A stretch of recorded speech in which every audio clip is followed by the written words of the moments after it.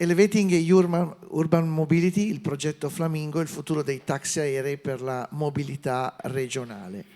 A te. Thank you really much. First of all, I would like to apologize. I cannot give the presentation in Italian. My Italian is not good enough, so I hope that you still follow me and listen to me, although I give the presentation in English. So now I would like to talk about Flamingo.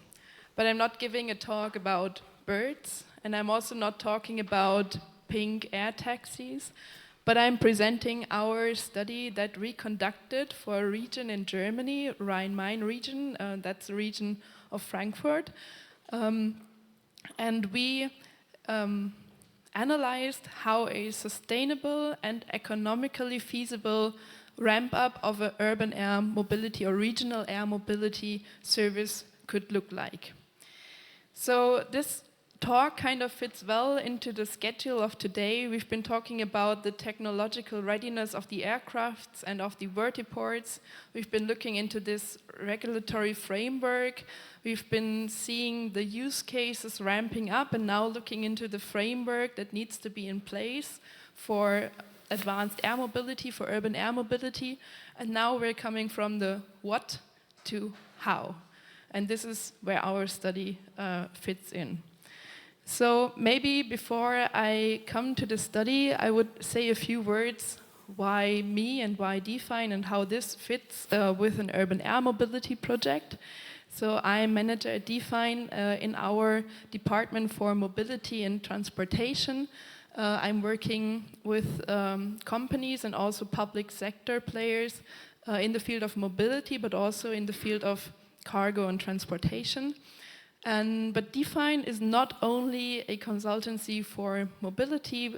We've been around already for more than 20 years, working in different sectors. We are focusing on Europe, and we also have an office in Italy, in Milano. And we're working for companies all in different sectors, but always with a strong focus on data-driven, analytical, technological projects. Because that fits to our profile. We come from natural sciences, so that's what we apply to help our clients in the different sectors. So we apply analytical, technological methods. So now coming to the Flamingo project. So we see now there is this technology in place, and it's at the edge of being ready for commercial implementation. And a region that fits well for this service in Germany is the Rhine-Main region. It's the region about Frankfurt Airport, which is the major airport in Germany for public transport, so for passenger transport. And there is not yet a blueprint to apply such a service in a region, so that's what we tried to develop. And one thing that comes into play in this region especially is that there is a nice combination of stakeholders. There's this airport, there are few or many larger cities, and there are also larger companies. So there are many use cases that come together and where stakeholders could benefit from each other. So the question that we wanted to evaluate, not only us, but together in a consortium with the airport, with the city of Frankfurt, with Skyports, with the German train company Deutsche Bahn, and the airport financed by the Federal Ministry of Transport.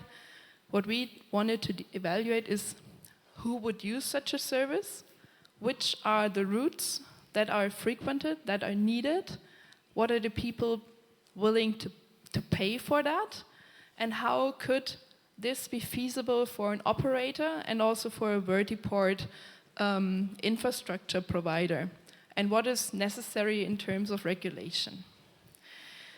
And as I said, we did this in a data-driven, analytical way. So we started conducting surveys to understand who would use this service. What is the price elasticity? So how does demand behave with or vary with the price?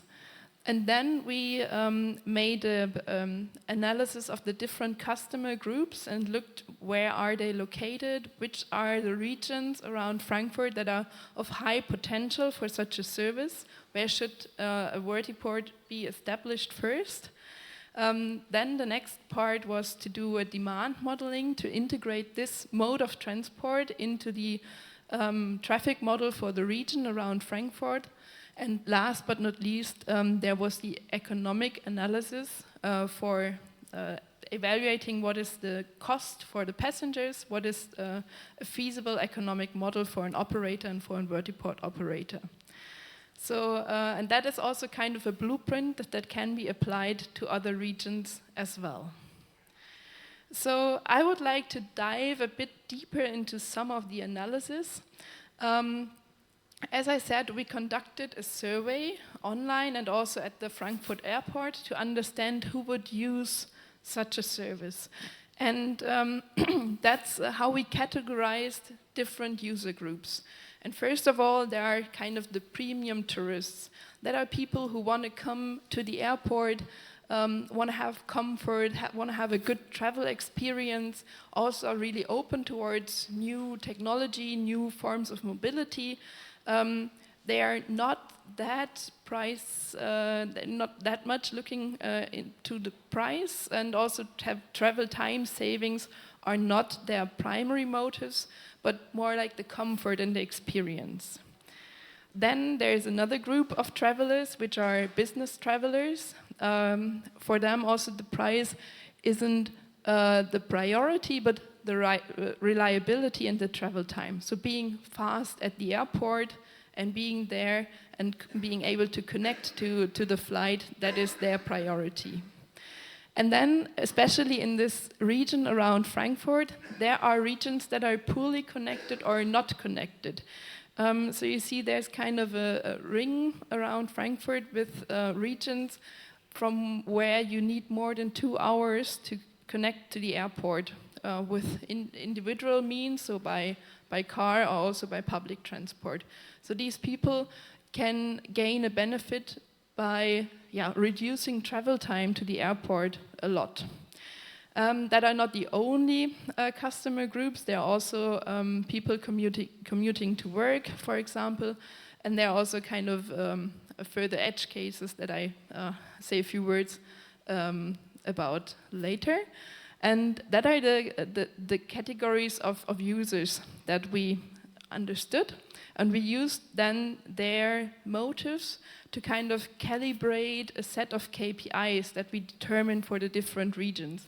So what you see here on the map that are that is kind of the regional structure in around Frankfurt, and for all these regions you can determine socio-economic KPIs. So what is the net income of these people? What is the ownership of cars and so on? And all these factors play a role, and they were weighted by the different importance of the motives of these user groups.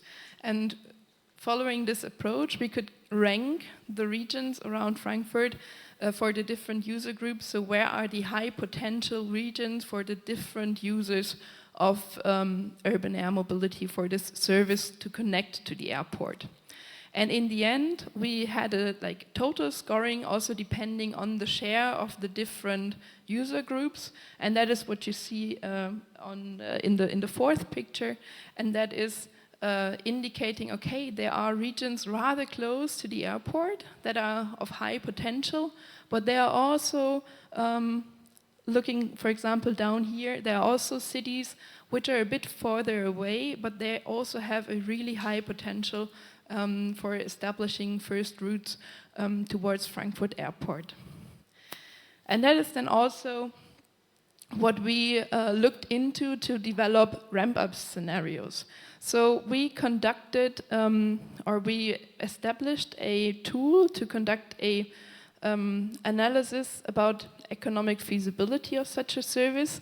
What comes into play is the different cost types, for example, for vertiports, so staff, power, all the operating costs and also the investment, and the same as well for giving the parameters of the fleet for the ramp up. So which type of aircraft should operate on which route, how many aircraft should operate there, how should be the cost structure for utilization of the infrastructure, what should be the cost structure for passengers traveling with such a service. And that is what we parameterized, and then also calculated different scenarios around this parameterization. For example, regarding the empty trips. Usually when coming to the airport, this is kind of a bi-directional demand. There are people traveling towards the airport and also people who want to get home or get to the city or get to the place they work at, starting at the airport. But for example, empty travels could be one scenario where one has to look at and has to evaluate which fraction of empty trips is possible to still be economically feasible. So, and that is what we looked at and what we derived for the different cost types. And then in the end, I think the really interesting part is how could that now ramp up in this region, and how could the prices develop, and how is this feasible for everybody in the end. And we evaluated together with the partners, we evaluated two ramp-up scenarios. One is a fast one and one is a slow ramp-up. For the slow ramp-up, we started with one first connection, which is Wiesbaden, which is also a larger city around Frankfurt. And for the fast ramp-up, we started with two cities for the first year, 2027. And then it ramps up. There are coming new connections, and these connections are also longer. So looking at the picture, you see the first year is the darkest ones that are rather short. Then there come the blue ones that are rather long, and this is connecting to the city that you've seen on the other map, which has been also a red dot on this map. And then there come further longer trips. And that is also something that then in the end is really nicely seen in this cost structure, looking at the cost structure. This gives the price per kilometer per passenger, and also the price per kilometer, and also a basic fare that should apply.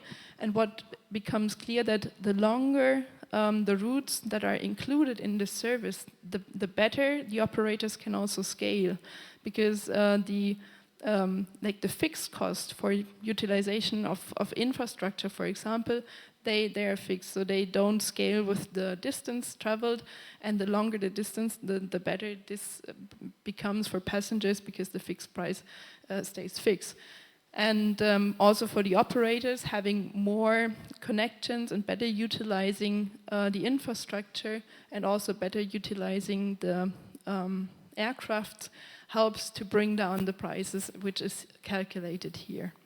And what we also included is to have a kind of a feasible aircraft for the different routes, because some of them are not suited for long distance, some of them are better suited for the short distances, and that's why we choose some exemplary aircrafts for these routes. It doesn't need to be them, but they would fit for the routes, just to have a feasible number of passengers and a feasible investment cost for the different routes.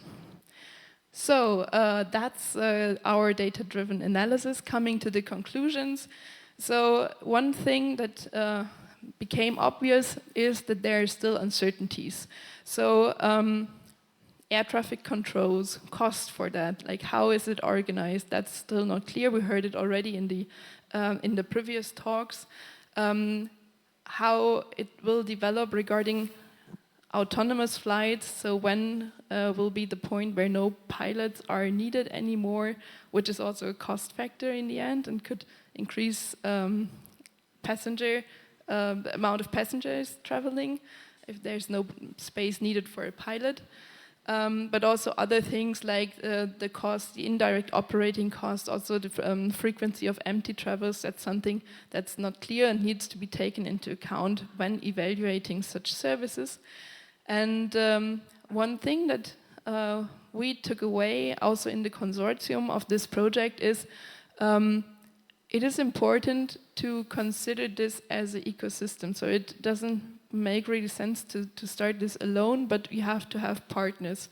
You have to have the municipalities with you. You have to have, for example, an airport in the team, and you have to find strong partners. For example, one of the use cases that appeared really interesting is the shuttle service for crews of aircraft, because there are several regional airports around Frankfurt, and sometimes the crew has to get from the one airport to another airport really fast, and you do it currently with a taxi, but an air taxi would be much faster. So for example, this could be a feasible first step, and having partners, for example, also to establish vertiports, to have them in a good multimodal connection, but also have them at places where it's feasible to build a vertiport, where it's not where maybe some infrastructure is already in place that can be utilized. That is some important factor as well. So working in a team and not doing it alone is one of the major takeaways of our study. Thank you for your attention. Thank you to you. Thanks for joining us. Lisa, molto interessante, dobbiamo tornare in italiano, questa analisi, anche perché finalmente abbiamo visto un po' di costi, di apparire dei costi. Poi sappiamo perfettamente che le aree europee sono molto diverse l'una dall'altra e quella presa in esame è un'area sicuramente con spazi e organizzazioni aeronautiche molto differenti dalle nostre, però comunque è assolutamente verosimile quello che abbiamo visto e speriamo anche che si possa vedere presto.